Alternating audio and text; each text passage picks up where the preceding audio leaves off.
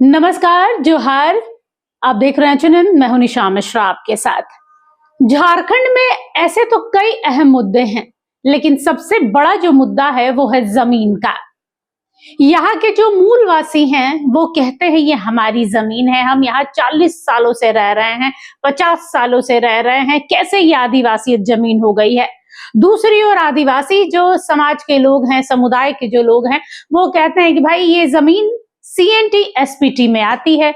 CNT SPT ये नाम आपने ज्यादातर सुना होगा बाबूलाल मरांडी के नाम से, चंपई सोरेन के नाम से, क्योंकि आम जनता की बातें मीडिया में बड़ी कम आती हैं। लेकिन कोई बड़ा चेहरा जब किसी विषय पर बोलता है तो हर मीडिया उसे कवर करती है।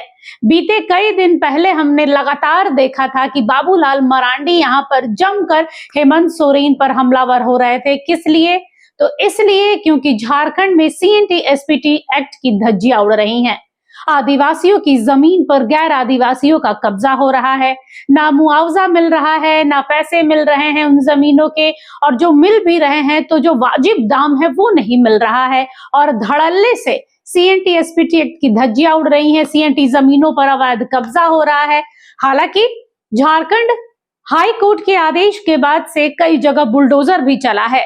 मधुकम आपको याद होगा, 40 साल से रह रहे 13 परिवारों का रातों रात आशियाना छीन लिया गया, हटा दिया गया, खुले आसमान के नीचे सामान के साथ पड़े रहे और गुहार लगाते रहे कि भैया हम तो पैसे भी दिए हैं। 5.35 लाख रुपए उन लोगों ने दिए थे, इसके बावजूद भी उनकी जमीन उनकी नहीं हुई, क्योंकि वो जमीन CNT एक्ट के अंदर आ रही थी, यानी वो आदिवासियों की जमीन थी, गैर आदिवासी उस पर नहीं रह सकते हैं। ऐसे ही आपने पूरे रांची में कई जगह आपने देखा होगा, बड़ा तालाब पर अतिक्रमण बोलकर बुलडोजर चला, इसके अलावा कांके में चला, इसके अलावा कई झारखंड के आसपास के एरिया में चला। आप हरमू नदी के पास जो है वहां भी अतिक्रमण बोलकर साफ सफाई किया गया। ये भी कहा जा रहा था कि कई आशियाने भी तोड़े जाएंगे, लेकिन रोक दिया गया क्योंकि विधानसभा सत्र चलने लगा, उसके बाद निकाय चुनाव आ गया। तो फिलहाल बुलडोजर थोड़ा रुक रुक के चल रहा है, लेकिन ऐसा नहीं है कि जिन लोगों ने आदिवासियों की जमीन पर कब्जा किया है वो बच गए हैं, क्योंकि अब झारखंड की जो सरकार है, अबुआ सरकार है, अब उसकी नजर में ये बात आ गया है कि भाई आदिवासियों की जमीन छीनी जा रही है। तो बेचारे आदिवासी जाए तो जाए कहां, क्योंकि झारखंड राज्य ही बना था आदिवासियों के लिए और उन्हीं की जमीन उनसे छीन लिया जा रहा है। तो अब सरकार की ओर से कहा जा रहा, हालांकि ये सूत्रों के हवाले से खबर है, इस खबर की हम पुष्टि नहीं कर सकते हैं क्योंकि अभी तक आधिकारिक तौर पर या औपचारिक तौर पर सामने आकर किसी ने कुछ नहीं कहा है, लेकिन सूत्र जरूर बता रहे हैं कि अब इस पर रांची में नहीं, झारखंड सरकार की नजर पड़ी हुई है कि CNT SPT एक्ट की धज्जियां ना उड़े और जो आदिवासियों की जमीन पर गैर आदिवासी रह रहे हैं उनसे वो जमीन वापस ली जाए और गैर आदिवासियों के दस्तावेज को देखा जाए कि क्या वास्तव में उन्हें ये जमीन बेची गई है, तो किस आधार पर बेची गई है, क्योंकि आदिवासियों की जमीन सिर्फ आदिवासी ले सकते हैं, उसमें भी CNT एक्ट में। SPT एक्ट में तो आदिवासी भी आदिवासी की जमीन नहीं ले सकते, कई ताम झाम है उसमें, कई नियम कानून पालन करने पड़ेंगे तब जाके ट्रांसफर होगा। लेकिन CNT एक्ट में यह है कि कम से कम एक आदिवासी दूसरे आदिवासी को दे सकता है जमीन, लेकिन गैर आदिवासी नहीं ले सकता, चाहे वो कितने भी पैसे दे।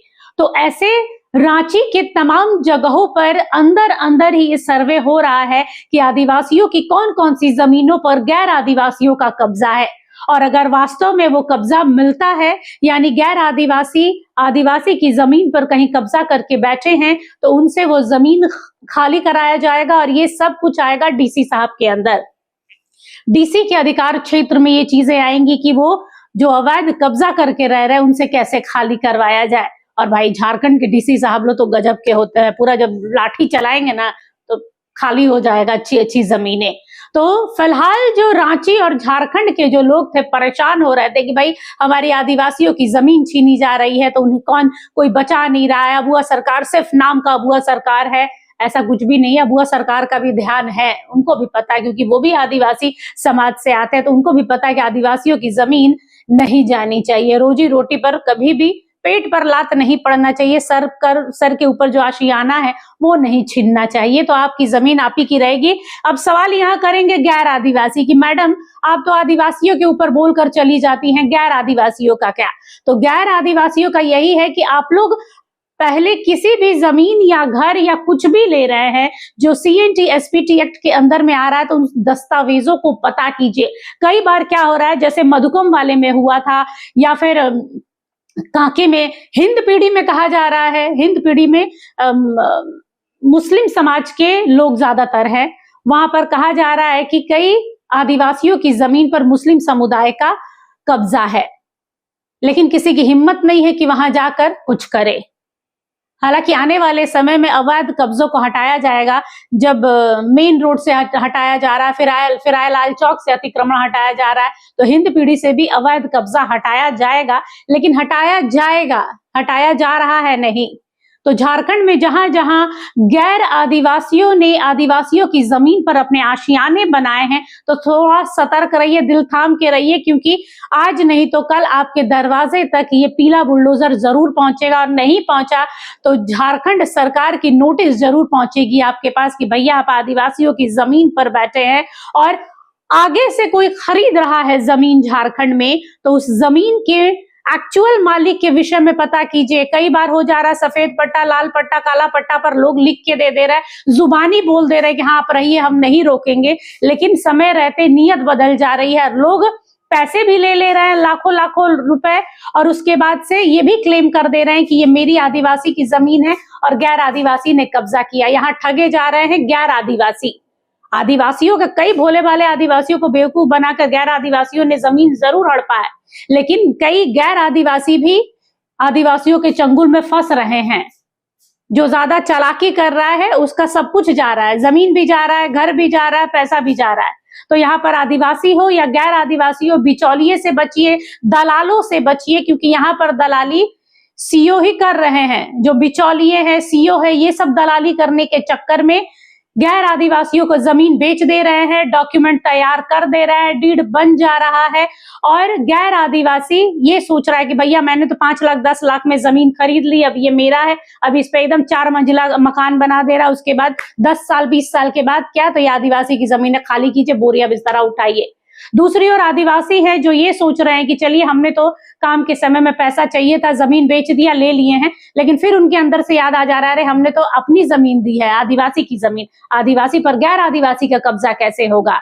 तो ये जो अंतर्द्वंद चल रहा है गैर आदिवासी आदिवासी के बीच में, अब इसमें सरकार भी इंटरफेयर करेगी और देखेगी कि कहां कहां एक्चुअल में अवैध कब्जा हुआ है, और उनके दस्तावेज देखा जाएगा। अगर अवैध कब्जा पाया गया तो DC साहब का हस्तक्षेप होगा, आपको घर खाली करना पड़ेगा। तो सतर्क रहिए, सावधान रहिए।